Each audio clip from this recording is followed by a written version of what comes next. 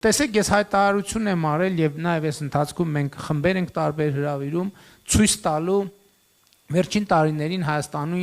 կողմից ձեռք բերված սպառազինությունը եւ տեխնիկան եւ դահլիճում կամ մարդիկ, ովքեր այդ այցերին ներկա են եղել կամ կազմակերպում են եւ մենք երբ որ մարդկանց հրավիրում ենք, դա ակնհայտ է, չէ, որ մենք նշանակմա ցույց տալու բան ունենք, մենք ուզում ենք մարդիկ տեսնեն, որովհետեւ մենք համոզված ենք, որ այդ տպավորությունները կլինեն։ Բայց ես ուզում եմ մի շատ կարևոր նրբության անդրադառնալ, որը մեր իրականության մեջ կարծես թե ընկալված չի։ Այո, մենք Հայաստանի պաշտպանունակությունը բարձրացնելու համար շատ լուրջ միջոցներ ենք ձեռք բերել այսօր արդեն շատ լուրջ միջոցներ ենք ձեռք բերել։ Հարց է ծագում, բայց ինչու մենք այդ միջոցները ձեռք չենք բերում, ասենք նախկինում։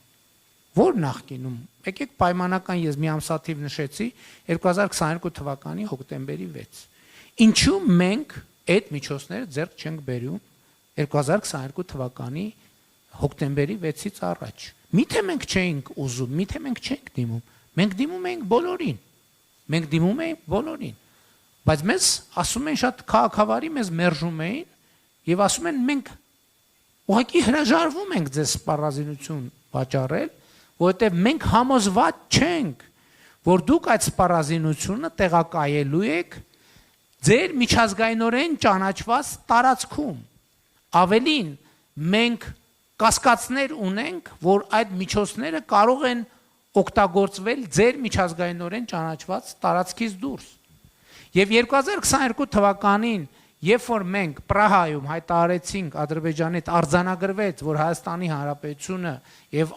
Ադրբեջանի Հանրապետությունը ճանաչում են միմյանց տարածքային ամբողջականությունը եւ ինքնիշխանությունը Ալմաթայի հռչակագրի հիման վրա եւ ոչ միայն մենք դա հայտարարեցինք, այլև մեր քաղաքականությունները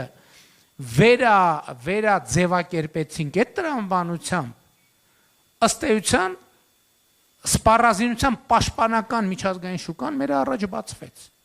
որովհետև մենք ասինք, որ Հայաստանի Հանրապետության բանակը իր ինքնիշխան տարածքից դուրս չի կիրառվելու եւ մենք ըստ էության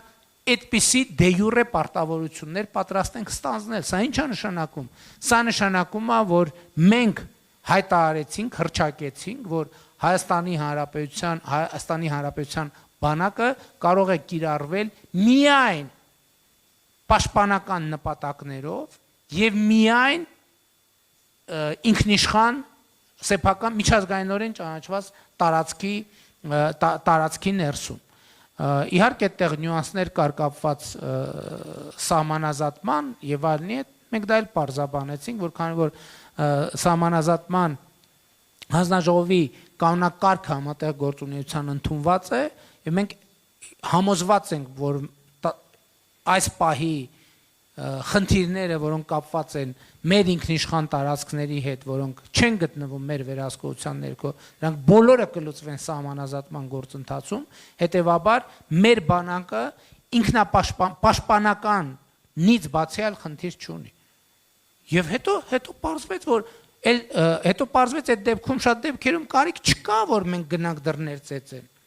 Մեզ ասում են, իսկ մենք ձեզ կարող ենք առաջարկել սա, մենք ձեզ կարող եւ պաշտպանական, սպառազինության պաշտպանական ամբողջ շուկան, գլոբալ շուկան Հայաստանի Հանրապետության առաջ բացվեց։ Չեմ էլ ուզում թաքցնեմ, այդտեղ կա երկրորդ նյուանսը նույնպես, որը կապված էր հապկի հետ, որովհետև երկրորդ նյուանսն էլ դա էր, որովհետև հապկի մեր մասնակցությունը լրջագույն խոչընդոտ էր,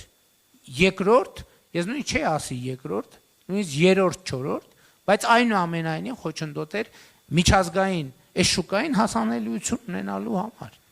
Բայց մենք 2022 թվականին ուրիշ իրադրություն ունեինք, մենք ունեինք իրադրություն, որ նույնիսկ $100 միլիոն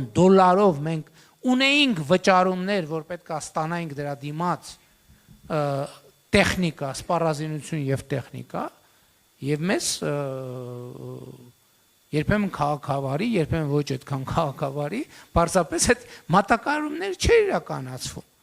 Եվ այստեղ այս իրադարձություններն են, որ մեզ հանգեցրել են եզրակացությունների, որ մենք ինչպես պարոն Սաֆարյանն ասենք, այդ պարադիգմա պետք է փոխենք, որովհետև այն բանաձևերը, որով մենք ճանաչում ենք աշխարհը, այդ բանաձևերը չեն ապահովում մեզ համար անհրաժեշտ կենսական իրողությունների եւ իրադրությունների ստեղծումը եւ նաեւ այդ էր որ պատճառը, որը լեգիտիմ որոշում էր, մենք սառեցրինք մեր անդամությունը հապկին եւ սա շատ կարևոր նյուանսներ են, որ նրբություններ են, որ մեր իրականության մեջ ընկալված չի, որովհետեւ այս հարցը պիտի շատ կոնկրետ պատասխան ստանա եւ ես կարևոր եմ համարում, որ այս նրբությունները մեր հանրությունը արձանագրի եւ նաեւ միջազգային հանրությունը տեսնի, որ Հայաստանի Հանրապետությունը հենց այս կոորդինատներում է դիրքավորվում, որպես միջազգային հանրության պատասխանատու անդամ, որը այս սկզբունքներով առաջնորդվում է։